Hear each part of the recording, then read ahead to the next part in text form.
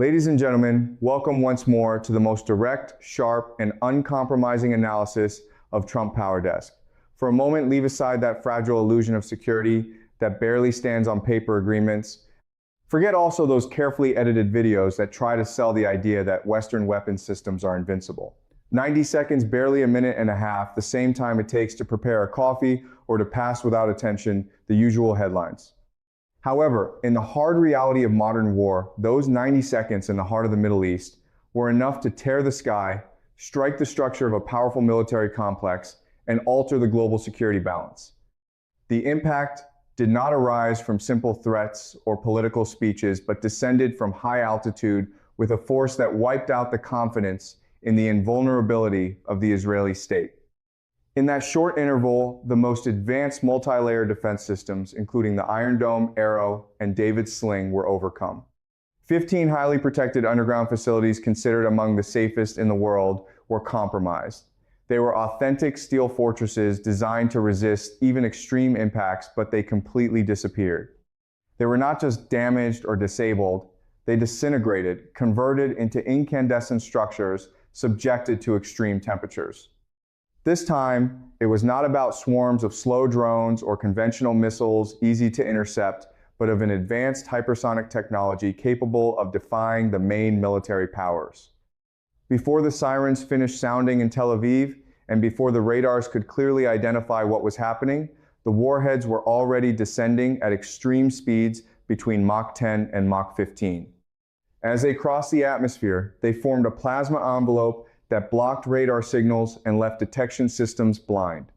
No algorithm reacted in time, no interceptor could respond with the necessary speed, and no system was capable of reaching those projectiles that fell from the edge of space.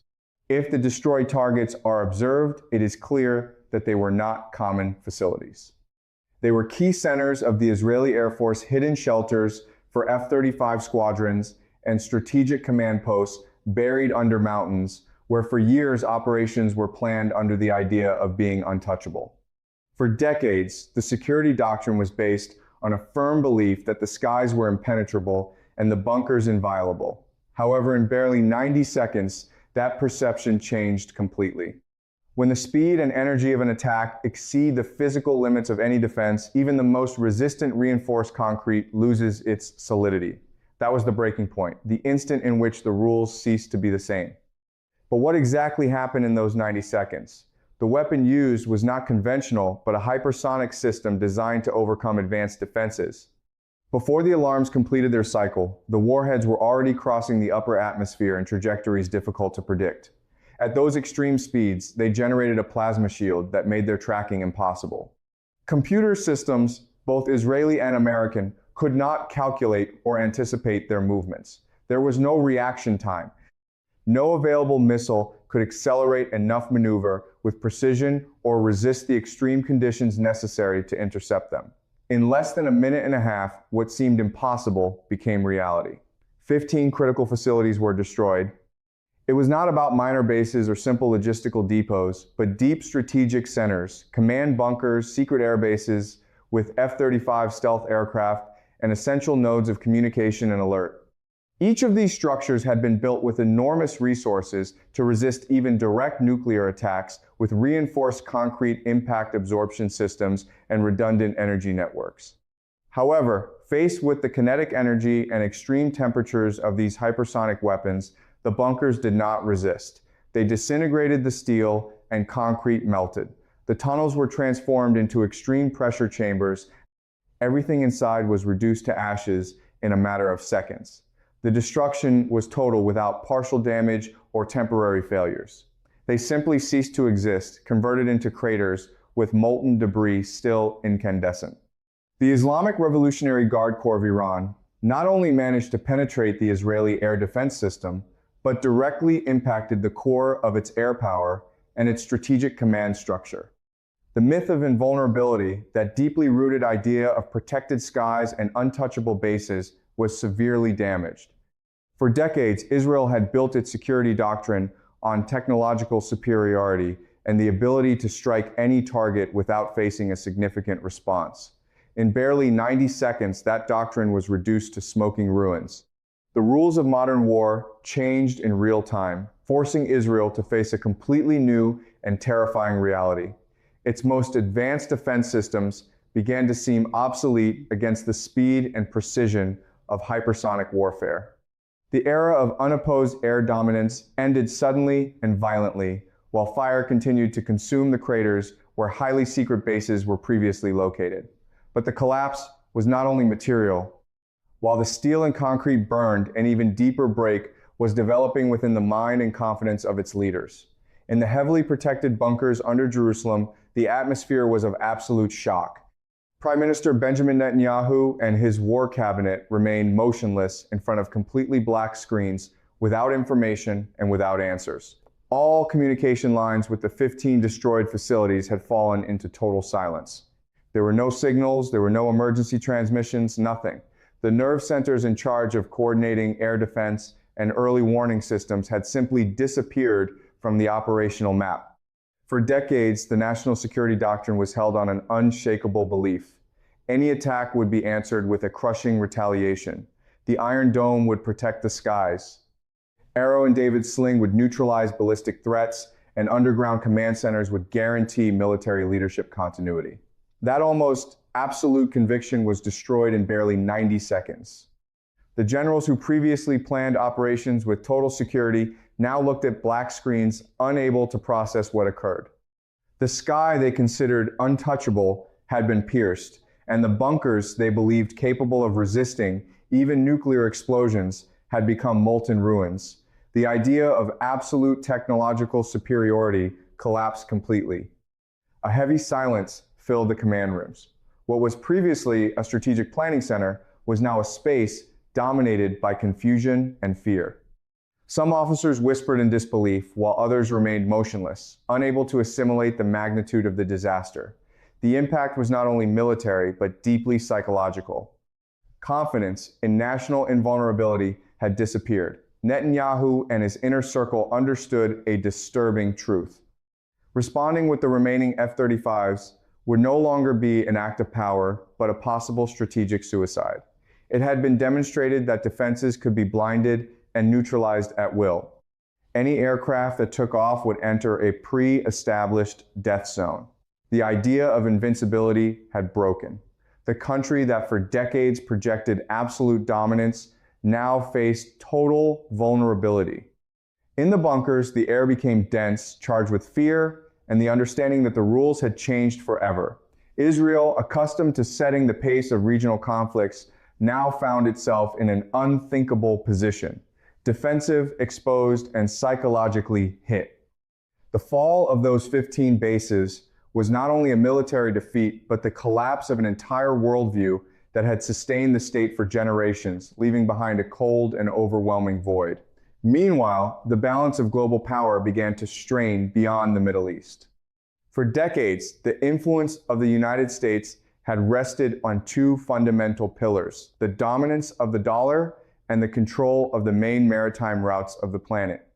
Now, both pillars began to wobble in front of a nation that Washington had repeatedly described as isolated and weakened by sanctions. The Strait of Hormuz became a field of silent tension where conflict no longer depended on bullets but on strategic control of fear. Small, fast boats and active radar systems were enough to put pressure on one of the most important arteries of global trade. The era of economic strangulation without shots had begun, and the West began to feel its effects. While Washington analyzed its options with urgency, the conflict expanded beyond the region. When the first wave of American stealth aircraft, F-22 Raptor and F-35 Lightning II, crossed Iranian airspace with the intention of performing precision attacks, they never reached their mission. Without prior warning, the cockpits plunged into chaos. Radar systems began to fail. GPS distorted until it disappeared, and NATO communications were trapped in strong electronic interference. The pilots, some of the most experienced in the United States Air Force, suddenly flew completely blind. Their aircraft, valued at millions, were transformed into disoriented and ineffective machines in mid-flight. The cause of this electronic paralysis did not come directly from Iran, but everything pointed to the use of electronic warfare systems of Russian origin deployed from positions in Syria and coordinated with Iranian defenses. In a single instant, American air superiority was neutralized. At the same time, a coordinated crisis began to spread in different points of the world. In the South China Sea and the Taiwan Strait, Chinese naval groups, including Type 055 destroyers and J-20 stealth fighters, initiated a large-scale blockade. All maritime and air routes to Taiwan were completely interrupted, while China consolidated its regional control and prevented any external reinforcement. Simultaneously on the Korean Peninsula, North Korea deployed its intercontinental missiles, Hwasong-18, from hidden mountain tunnels, raising global tension even higher. On the Russian Eastern Front, in the middle of the ice of the Far East Sarmat, RS-28 missile silos were activated, equipped with hypersonic glide vehicles capable of overcoming practically any Western defensive system. At the same time, mobile launchers began to position themselves, pointing directly at American bases in Japan, South Korea, and Guam. They were not isolated incidents, but part of a deliberate strategy of crisis saturation, a simultaneous pressure in multiple scenarios designed to overload the response capacity of the United States. Washington found itself facing an impossible dilemma. If it sent its fleet to the Pacific to defend Taiwan, it abandoned the Middle East. If it preemptively attacked North Korea, it risked a direct nuclear war. If it tried to neutralize Russian assets, it opened the door to a total confrontation with Moscow. For the first time since the Cold War, the American military machinery seemed to reach the limit of its real capacity. Its doctrine designed for limited conflicts against weaker adversaries began to collapse under the weight of a simultaneous confrontation between powers. The era of military dominance without opposition had ended at the Pentagon. Given the exhaustion of conventional options, the most radical sectors took an extreme decision. Nuclear emergency protocols were activated in Ohio-class strategic submarines that submerged in silence in their deepest patrol routes. In parallel B-52 bombers loaded with nuclear cruise missiles took off, heading for the exclusion zones near China and Russia. The message was clear. The United States was willing to cross the nuclear threshold to try to recover credibility. In the White House Situation Room, tension reached its peak. President Donald Trump, back in power, with the promise of making America great again, now faced the most dangerous decision of his political life. The most powerful army in the world was being stretched across too many fronts at the same time. The generals demanded immediate action, while others warned about a decisive catastrophe. It arrived aboard the USS Wyoming, a nuclear ballistic missile submarine that moved in silence under the North Atlantic. In the dimly lit control room, the captain's face reflected absolute tension. Two officers stood in front of the launch panel and inserted the physical keys of the double security system. The metallic sound of the mechanism marked the start of an inevitable countdown. 3, 2, 1. Dozens of Trident missiles were ready to emerge from the ocean and unleash a rain of destruction over Eurasia. At that same instant in the White House, all screens turned on, showing an alarming image. The early warning systems of Russia and China did not show chaos, but total control. Satellite and underwater drone images were transmitted coldly to the American command. The images revealed Russian Poseidon nuclear torpedoes positioned off the east and west coasts of the United States, while Chinese orbital platforms kept every key city, financial center, and industrial core of the country under surveillance. The message on the screen was direct and brutal. You no longer control the escalation. The board is closed. On the USS Wyoming, the captain held the launch keys with trembling hands. A single turn meant the start of the apocalypse. Suddenly, an emergency transmission broke the silence. It was the voice of the President of the United States coming from a bunker under Washington. Abort immediately. Lock all launch systems. It is a direct order. The silence was absolute. The captain, with trembling hands, withdrew the keys slowly. A collective sigh went through the submarine. Relief, exhaustion, and fear mixed in a single instant. The world had been on the edge of nuclear annihilation. The United States had been the first to back down. At that moment, the superpower that for decades presented itself as the absolute leader of the planet abandoned the greatest game of nuclear deterrence in history. The myth of American military supremacy collapsed in real time.